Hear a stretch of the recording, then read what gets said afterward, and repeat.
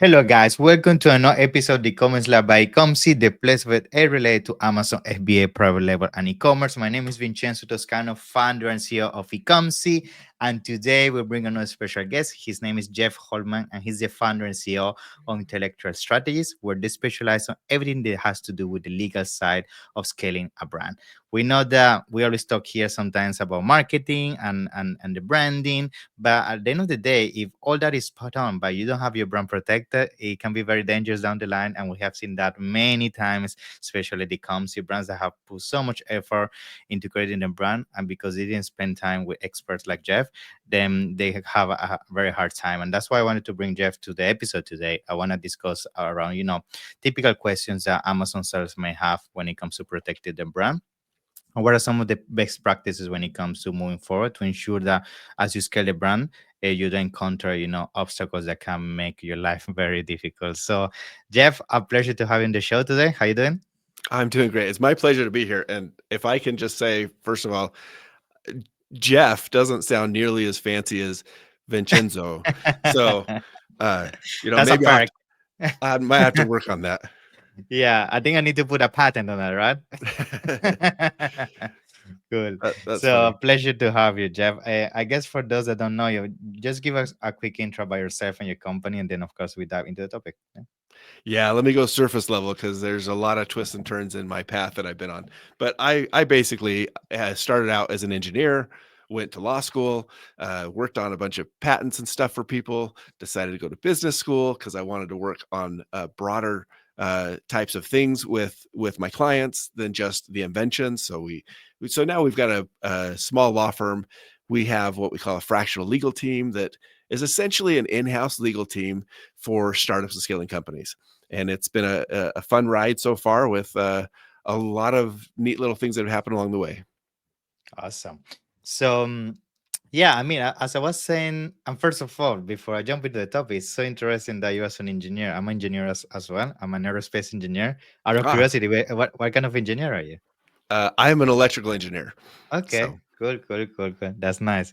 Actually, it's funny. I was having a conversation with one of my mentors a week ago, and he was saying that usually the most successful businessmen, yeah, are usually engineers that then down the line they become entrepreneurs. So you are going mm, into for a good trade. well, I've enjoyed my path so far for sure. Cool. So let's dive into the topic, which is figuring out all the legal kind of side of things of scaling a brand.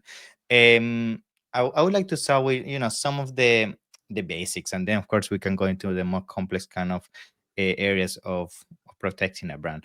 I would say one of the first questions that people tell me when they start the business on Amazon is, at what stage throughout their journey they should start diving deeper into, having a trademark, having a patent, when they should start looking into protecting it. Because some people might say, I don't know if this is going to go into a big scale that might need some protection, or I don't know if I would like only to stay as a side hustle. Like, there's always that uncertainty, Mhm. especially when you're getting started as an entrepreneur. But at the same time, I have seen also, unfortunately, the situation that if you don't take action early on, people can take advantage of you. So tell us, what are some of those criteria, or maybe some recommendations you would give to Amazon sellers to take when they're getting started with a brand? Yeah.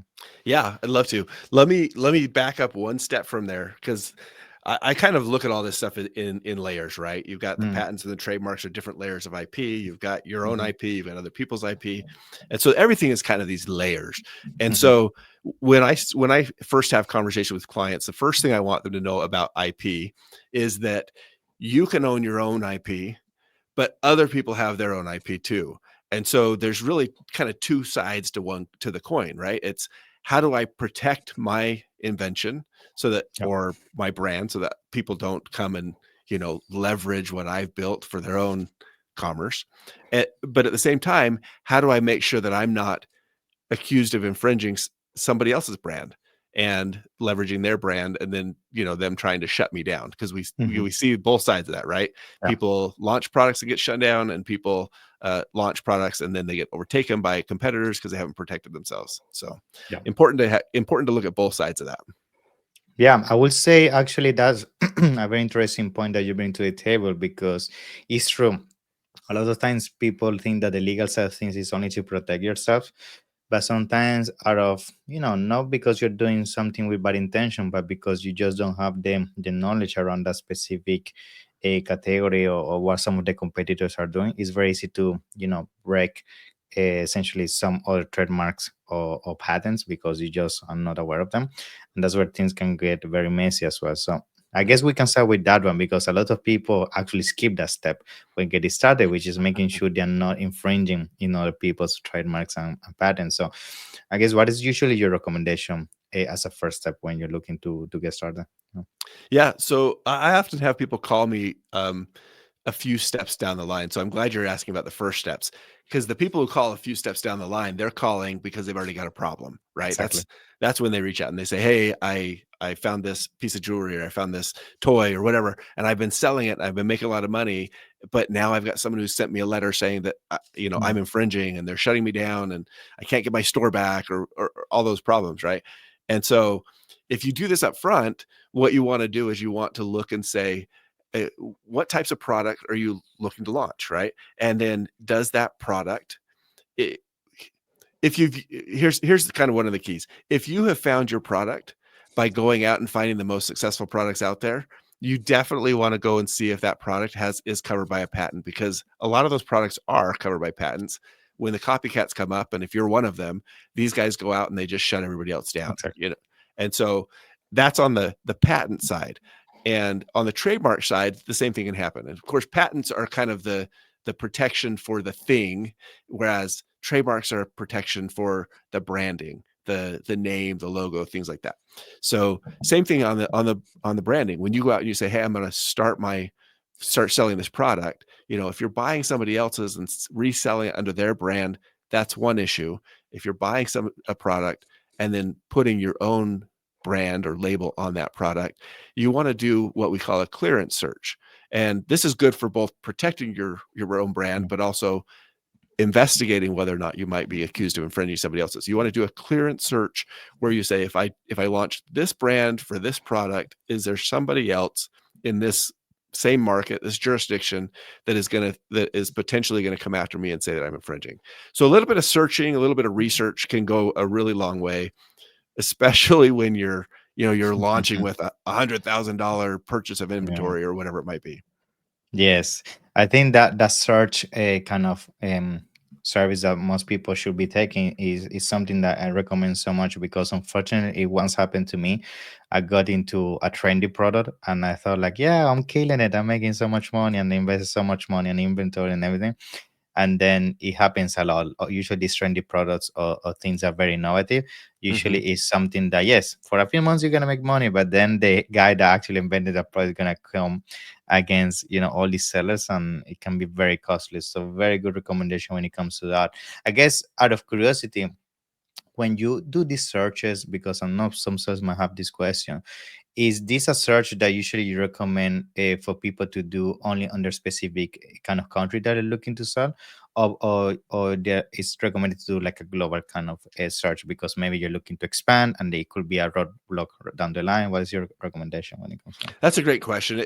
We typically want to know with our clients, what is your roadmap? Where are you headed? If you're that? going to Hmm. sell just in the US, we have a lot of US based clients who say, if I can just sell in the US, I'm fine. In that case, we'll probably just look at the US markets. But if they're manufacturing overseas, we might look at the countries where they're manufacturing. Or if they're overseas people, we have a fair number of people who come to us for their US IP and business needs, and they're from New Zealand or Australia or places like that. And so if they're coming from overseas and they're planning to sell, well, I'm going to sell in the US, I want to sell in Canada, and I want to sell somewhere else. You really want to look at the places where your product or your brand is where it's made, where it's shipped through, and where you're ultimately selling it. So that's those are kind of the key places. Nice. Now, when it comes to, we briefly mentioned trademark and patents, right? So I know when it comes to usually registering a trademark tends to be sometimes cheaper than having a patent registration. But I would like to briefly touch on what is usually the priority here in terms of decision making, because at the end of the day, both are very important, right?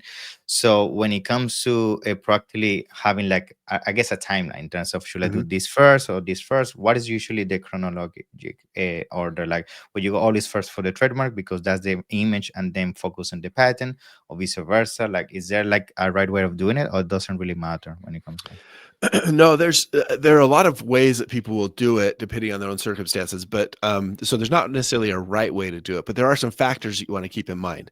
And let me add one more element to this, because when we say patents, there's really two types of patents that are Mhm. applicable to a lot of e-commerce products. You've got your utility patents that Yes. protect the structure and the function of something, but then you've also got design patents that protect what we call the ornamental design, or really Okay. the look of the product, as opposed to how it's made and how it operates. Mhm. And so you got two types of patents, and then you got trademarks that protect the brand. Here's how those differ, right? And there's not a right way or a wrong way, a right chronology for filing these. But what you need to keep in mind is that on the patent side, for both utility and design patents, you have some deadlines, right? Because Mhm. as soon as you disclose your invention, and that means you tell people about it, you publish it online, you sell it on Amazon or on your own website, you offer it for sale, even any of those things act as what we call a bar event, meaning you've told the public about your invention, and at that point, the government has no incentive to give you patent rights Yeah. to protect it, because you've already disclosed it, and that's what they're really trying to get you to do with the patent programs. So so filing for patent protection before you do any of those disclosure types of events is super important. If you Nice. if you don't, then you're going to end up in a lot of countries just being prohibited from getting a patent, because the second you do that, It's these voided. these Yeah. countries say, nope, that's a bar event, meaning you can't file a patent in this country. Some countries like the US have they'll let you do a disclosure event, and then you have like a 12-month grace period. And if you Mhm. file, so you can kind of get back into the process sometimes. But for a lot of our sellers, that's not what they're intending to do. They want to maybe start in Yeah. the US and then expand into other countries. And so they want to preserve all their rights. So for patents specifically, before you do any disclosure events, you want to have that filed.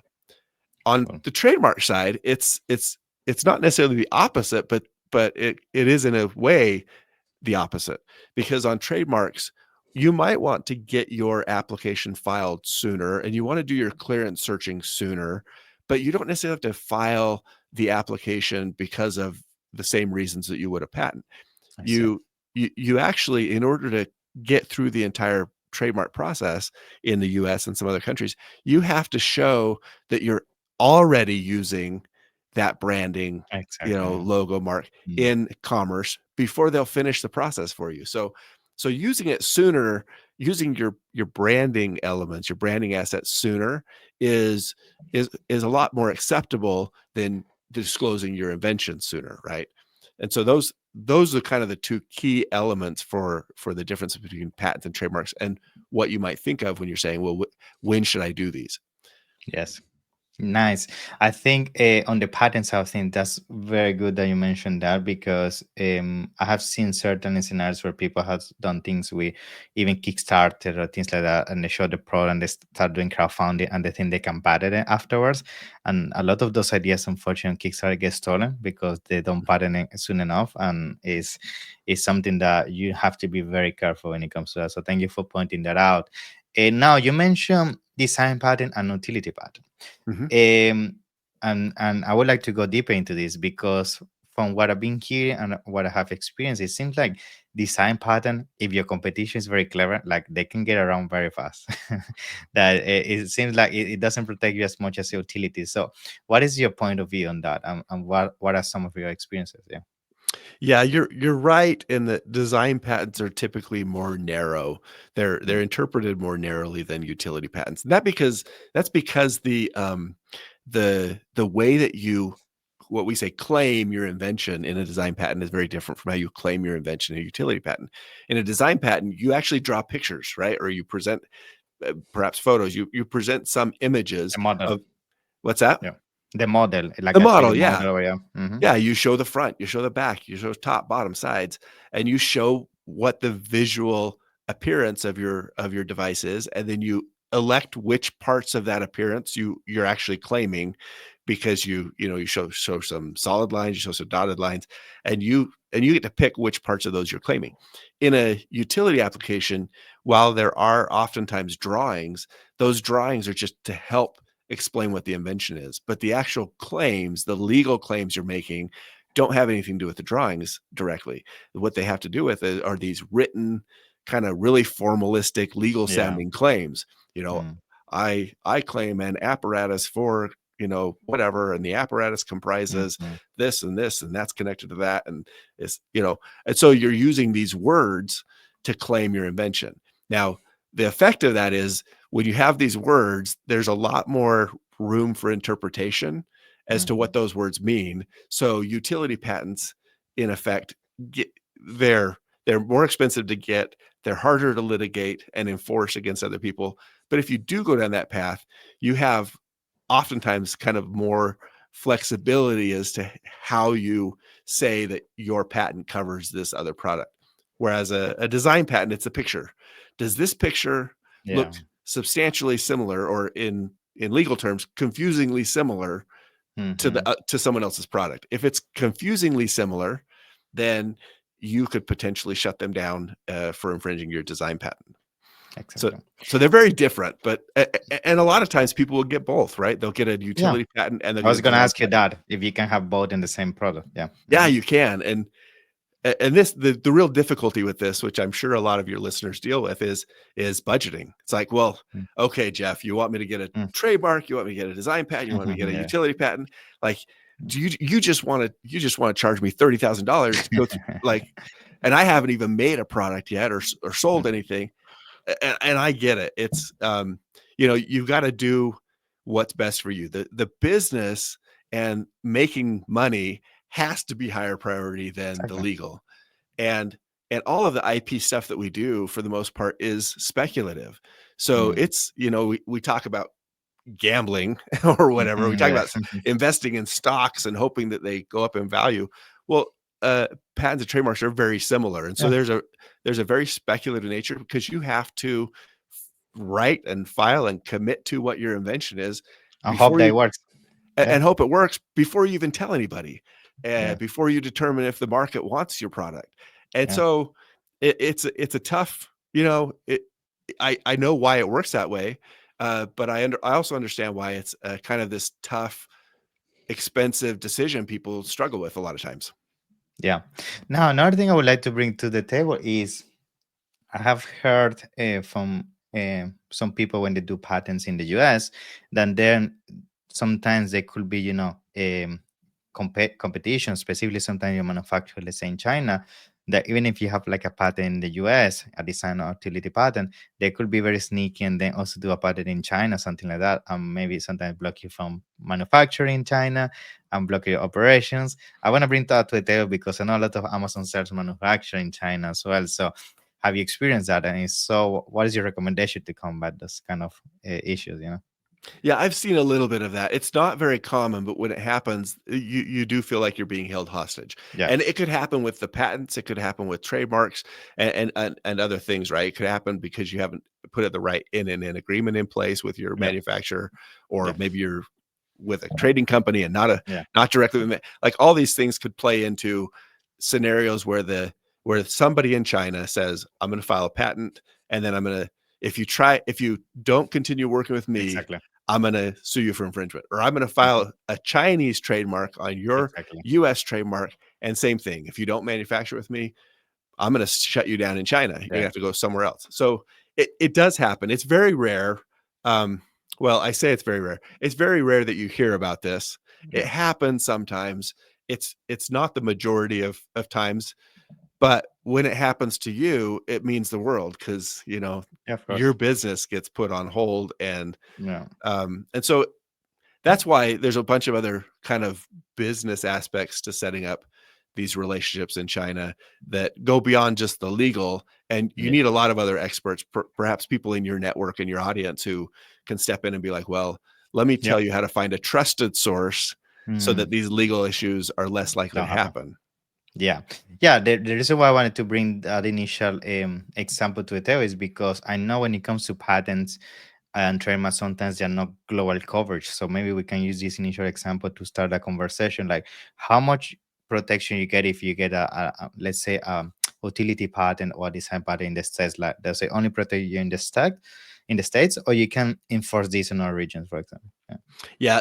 Yeah, great question. The patent systems are jurisdictional based. So every country and sometimes regions of countries have patent systems. And in order to get rights in one country, you have to have a patent in that country. So I can't take my patent in the United States and go enforce that in China or Vietnam or Mm, Mexico or Canada, right? I can only now I can use it to stop people from making, selling, using, exactly. importing into the United States, but that's the extent of it. So there's all sorts of systems, a couple different kind of um, formal systems that have been adopted over the years. There's something called the Patent Cooperation Treaty, where several countries, not all of them, but many countries have said, okay, we're going to all adopt Combine. this treaty, and Mm, we can then recognize that a patent filed in the United States can be used to then launch a corresponding patent in another country, for example.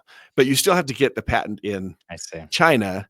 You can't just use the US. So we have a lot of clients who, in addition to saying, I need to file a utility or a design patent or a trademark, um, I then need to link that US application to a Chinese application. And now I have to get a translated version of my US application in Chinese and pursue that there, or I need to pursue. And so it kind of, it becomes this web or this system of Mhm. IP, these layers of IP. And so you have to be very strategic because it is expensive. I've had clients in the past, they're like, Jeff, I want to protect this thing in the whole world. I'm like, no, you don't. Mhm. that's that's you know biggest clients. When I did patent work for IBM would Mm, choose, for their most high priority patents that we worked on, they'd choose 2 or 3 countries where they wanted to protect that, not interesting. 25, because each country charges you for the process, and then a lot of countries outside the United States charge you every year just to continue Wow. to have that. It's called an annuity. They charge you just to continue to have that active, and so Mm, the costs just skyrocket if you do that. very So you got to fast. be Yeah. very fast. Yeah. Okay, cool, cool. Now, I guess to start coming to a conclusion on today's episode, like what other things besides trademarks and patents may you like to bring to the table as a as a recommendation, as an insight, anything else you've been seeing in the space that you feel I feel Amazon sellers should be aware of that. For what we do with a lot of clients, those are the major points. We see a lot of clients who we're helping them on the business side, where they're finding investors and they're getting Mhm. partners or founders and they're working together, and I think maybe related but outside of Amazon is a lot of your vendor agreements. That's where you have, Mhm. you want to be really careful with those, because we've seen vendor relationships that, just like getting shut down on Amazon, if a vendor relationship goes sour, you can really be shut down, impacted quite a bit. So not specifically Amazon, but very related. Yeah. And so we help people with kind of start to finish in their business, but from an e-commerce standpoint, those are the IP at the Amazon, on the Amazon platform and the brand registry, things like that. That's probably the main point, and the main kind of powerful lever that we see our clients use. Awesome, Jeff. So it's been a pleasure to have you in the show. Thank you so much for your time. And I'm sure there's so many people, now that most likely want to reach out to you, have a more in-depth conversation. So tell us how people can find you and get more in-depth with this. Yeah. Yeah, thanks for having me. I've enjoyed the chat. We do a lot of free strategy calls for clients.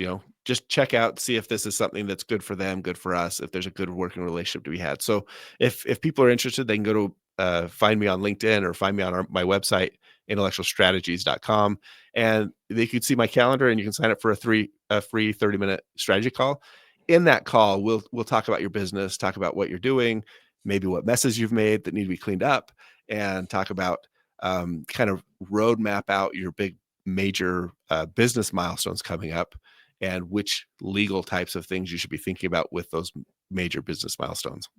Awesome, Jeff. So thank you so much. I'm going to put all the information for people to find it. And it's been a pleasure. And hopefully I see you soon. Yeah. It'd be Thank you. great. Thanks so much for Thank you. Vincenzo. Bye bye. Thank you.